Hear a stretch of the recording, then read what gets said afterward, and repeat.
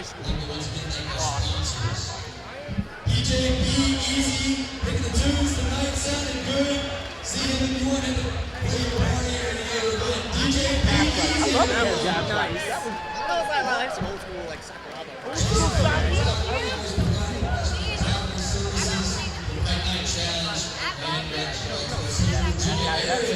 God, that's nice. I couldn't see the angle. I just see him going for the ankle, and then I see the tap. I'm like, wait a minute, what just happened? It's crazy.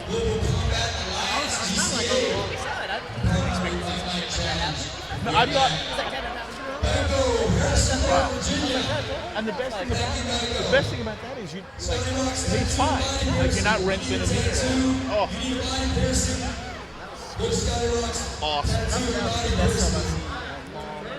That was an arrow fight.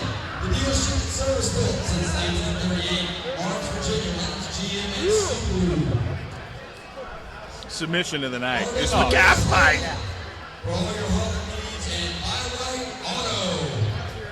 Once again, let's get some music from DJ B Easy in about 5 minutes. Before we get to the main event, DJ B Easy in about 5 minutes. MMA in Sterling, Virginia. I hope they don't boo him. Please welcome Pablo. Yeah, he's got a bunch of guys here. How's it going with the mic? I'm terrible. I don't know. I have no idea what it sounds like though. We think we sound great, but Ryan. I mean, you don't see it. No. Not in America. No. Let's maybe start a little early with this one, but talking at least, because we set this up a little bit at least. And here's the opponent, fighting out of the red corner. From 8 Corners MMA and the fighting town of Orange, Virginia. He's the current leading Fight Night Challenge featherweight champion. Please welcome. Featherweight champion. What did he say? Lightweight? Bantamweight? Go. Chris agreed to fight as long as Pablo could come in. What was it? Below about 160. Chris said, "Sure, let's go." There is no strap on the line, but this will be 3 5-minute rounds. And Ryan, you interviewed both these fighters in the last couple of weeks. Jay, this is the fight we've all been waiting for. I got chills as both these fighters came to the cage tonight. I can't call this a rivalry because these are two great sports, two great fighters, but I've been waiting for this fight since the day after the first fight happened. As you said, Jay, the first matchup, Pablo missed weight. Their first matchup, the title was not on the line. Pablo squeaked out a split decision. Missed weight again this time. Rollins wants blood. This is going to be Rollins' last amateur fight. He wants to go out on top in front of his hometown fans, the Rocket Nation. And also, the Rocket already letting his hands go. He really did a good job that last round of that. Last time these two met, letting his hands go late. Oh, sneaky Superman punch from Rollins. You know, Jay, their first matchup was so close. The differentiating factor were the takedowns that Pablo was able to get on a very tough Chris Rollins. Chris Rollins is not easy to take down. No. Oh, Rollins is such a tough matchup in this weight class because he's about 6 feet tall. Both fighters trading. He's long, he's lanky, he's strong, and I got to tell you, Jay, an advantage for him is to try to get to Pablo early, just as he's doing with such a tough weight cut as Pablo had. He may have conditioning issues. Chris wants to jump on him early. Yeah, it's another thing never in question for Rollins is his conditioning. Timing is good, power is good. We've seen him throw knees at charging good wrestlers. And this is exactly where Rollins got into trouble in their first fight, letting Garcia control him against the cage, drop down for the single legs, the double legs, get the takedowns. Rollins with a great job of defending right there. Really good job of defending. And I think maybe some of those shots from Rollins may have woken Pablo up and made him take that tactic. He's going to have to close again to stay away from these hands from Rollins. I want a big head kick. Pablo eats it and comes forward. And again, in Garcia, we're talking about a guy from Disciple MMA, top shelf gym. He's got a cot there, so he can sleep there when he needs to. That's how much time he spends at that gym. He's an undefeated fighter. I saw him fight in another promotion a couple months ago at 155. He beat a kid that walks around and usually fights at 170. This is a kid that can just overpower you, as he's doing right here with Rollins. Again, not a big takedown, but still counts as a takedown. Rollins right back up. Oh, boy, Pablo was in a bad spot for about half a second there. Pablo was very lucky there. Super active, though. Really good job getting out, because nobody wants to be down there mounted by Chris Rocket Rollins. Pablo just ate a big knee from Rollins, dropping for that takedown. And Pablo, as I said earlier about his conditioning, the mouth is wide open. Chris, stop loading up, Chris.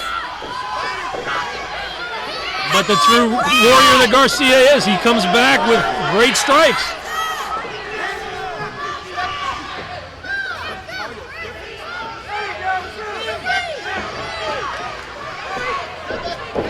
Those knees, such a weapon for Rollins at that height in this weight class. So sharp, so strong, so fast. Unfortunately for Rollins, Garcia caught that last knee and has regained control. But Rollins is really doing a lot better this fight than he did the first fight with controlling Pablo. He's had Pablo against the cage on several occasions.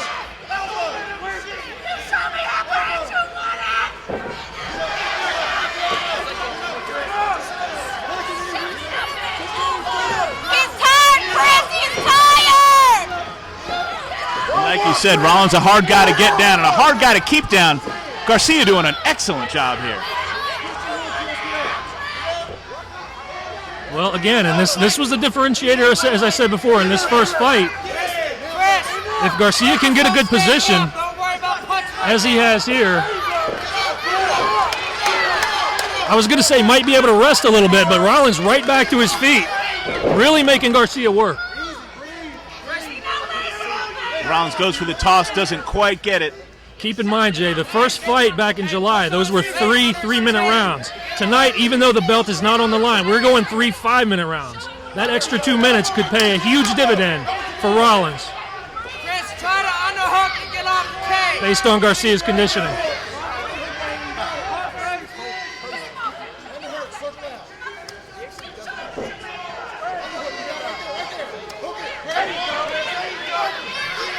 Garcia working hard, but taking a lot of punishment. Taking a lot of punishment, using a lot of energy to try to get every one of these takedowns. All right, 10 seconds, Chris. But again, as you mentioned, probably taking less punishment than if he were just standing in front of Chris Rollins and punching in kicking range.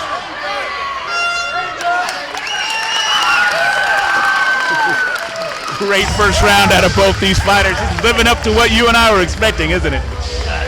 You know, you see a lot of rematches. They don't always live up to the greatness of the first one, a la Forrest Griffin, Stephan Bonner. This fight, not going to be the case. We've already got them throwing leather. You know, these guys are bringing it. The title's not on the line, but you wouldn't be able to tell from the performance so far, these two warriors.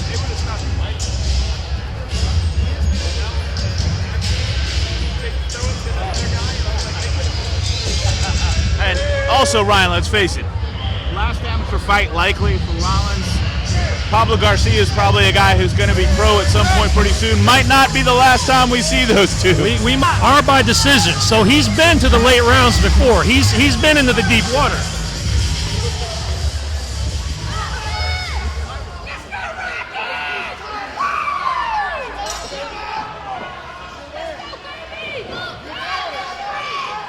You kind of want to see Rollins come out quick here and maybe take advantage of the obviously the stand-up position and the fatigue, again, that Garcia was showing in his corner. Mouth open, hands up on his coach's shoulders. But really nice, couple of nice kicks out of Garcia to start. I like the jabs by Rollins. He's keeping the range, using those jabs to set up some other strikes, other kicks. Chris, use some head movement out there, Chris. And that's straight right out of Rollins. Head movement, Chris.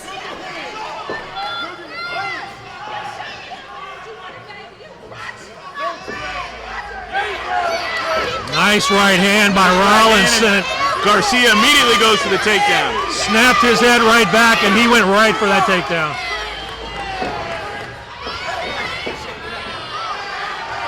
Garcia excellent with those takedowns, relentless. Just a, strong perseverance, driving right through that. I mean, Pablo's got a wrestling base. Wrestled at Parkview High School in Sterling Park, Virginia. Actually relocated to Hawaii after high school to wrestle in college. Didn't work out, so he's got that wrestling base. And you see it when he gets in trouble. He goes to that every time. It's his bread and butter. It's his comfort zone. And you know what? It got him the win in their first fight. We'll see how it goes tonight.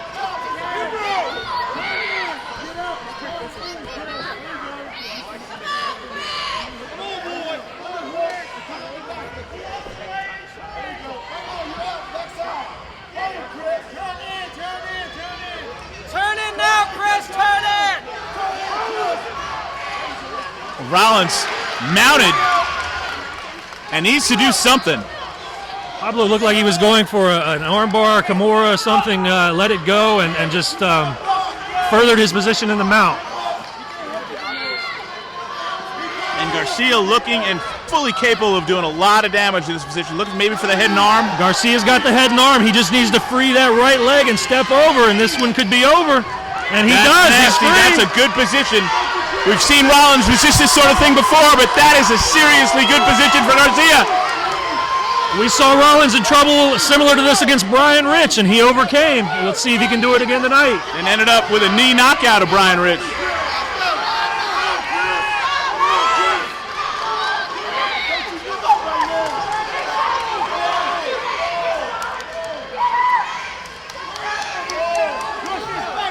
This is a tight choke. I don't know how Rollins is surviving this onslaught, but he is. He's still moving. Well, and Pablo's letting it go. He's going back to full mount. Probably a wise decision. Didn't want to gas out his arms. Makes you wonder, how do you choke out Chris Rocket Rollins? I don't know if it's possible. I don't know if he can. Cut on Rollins' eye is now apparent as they turn towards our broadcast position. Pablo wanting that armbar, looking to set up that armbar, couldn't get it. Nice defense by Rollins.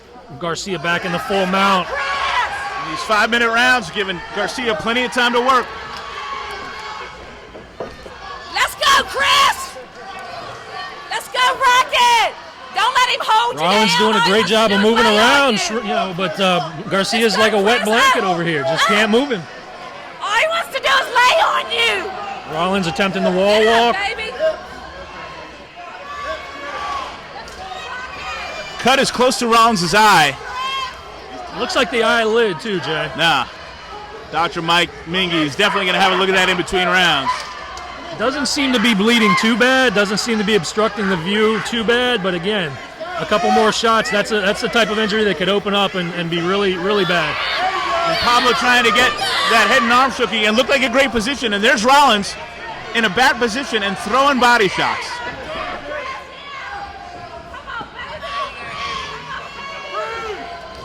Well, the motto for this fight out of the Rollins camp was who wants it more? And Rollins is definitely fighting like he wants it. He's not giving up. God, doing a great job of defending on the ground, too. Not taking a lot of damage. This is bad. This is a bad position for Rollins. Tight, Jay. That is tight. And that was a tap out of Chris Rollins.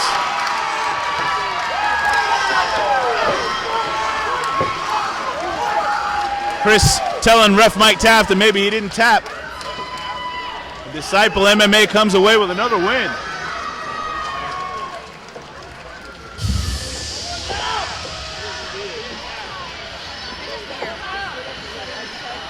Fight Night Challenge featherweight title went 2-0. Let's go to Kevin.